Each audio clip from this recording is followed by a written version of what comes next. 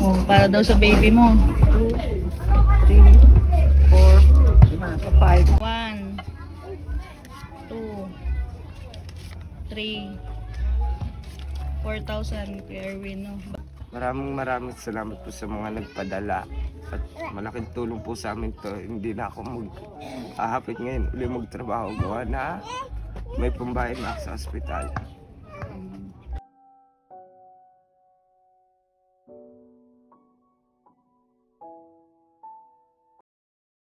Ngayon dito na si Micaela. Saan kayo galing, Mikay? Sa bodega po.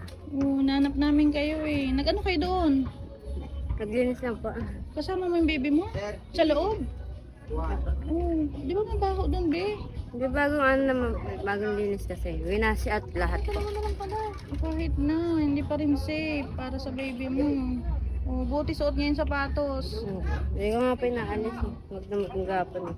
Galing daw sa bodega ko, Erwin. Nagwalis daw. Sinundo ko pa dun. Kaya nga, paano yung sinasama niya pala yan doon? Hindi ba din sa bata? Hindi naman, kasi ate araw-araw malinis siya.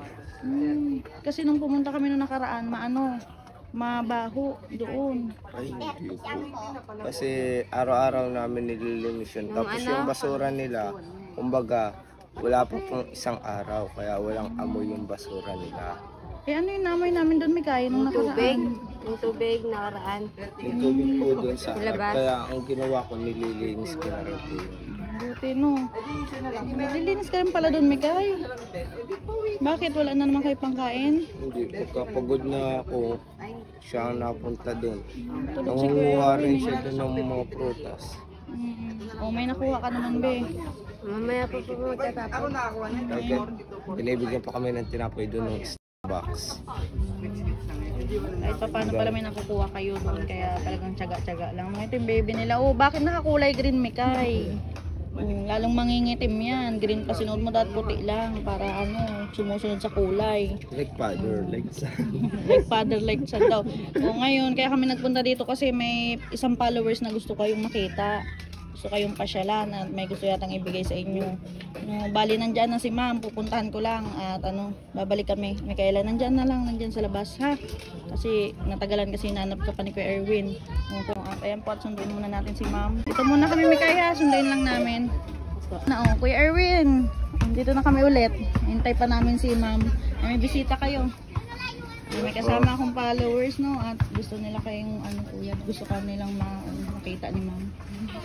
Ito yung baby niya, ma'am, Kakulay. Ayun yung binili namin na shoes.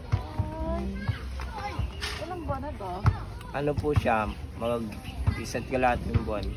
Kaya dadalhin namin sa center to ng gawa na kailangan patukan. Kaya Erwin, nung nilagay mo itong sapatos, tumuwid din yung paa niya? Nag-iiba-iba na po yung paa niya. Siguro mga 2 months, baka umayos po paa niya. Kasi nung nilagay mo ng big kiss, sumusunod naman yung paa, di ba? Apo. Kumbaga parang ito support lang po yung big kiss na nasa paa niya.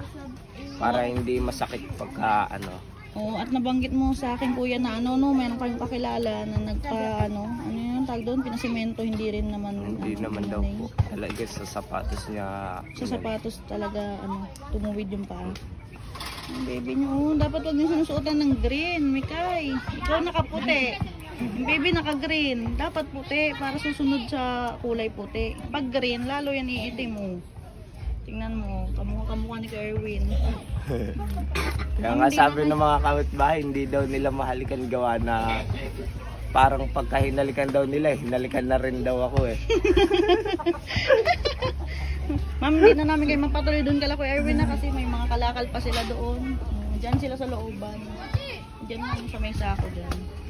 Sa akong followers niya. Nakikita ko kayo. Nakikita ko dito kasi. Gusto kong magatid na konting tulong para galing pa si ma'am ng Kanlubang. Kanlubang ba, ma'am? Kabuyaw? Kabuyaw. May kamag-anakan din po ako dun. Sa Kabuyaw. Mga bilyaplar po.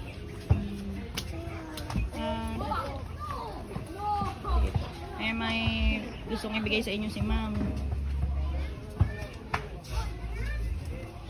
si James. Oh. Ba't nakapaka, James? Naglalaro po Anong dyan sa day? Riles. Para ito sa baby mo? Kuya. Oh, para daw sa baby mo.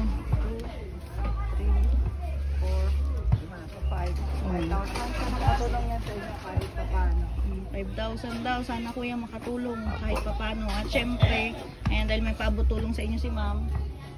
Ayan, meron din kaming dala kuya para sa inyo. No? Ito ay mula kay Ma'am Ivy at mula din kay Ma'am Anonymous from Canada. No? Ma, ikaw na mag-abot kay Erwin. Kay Erwin, no?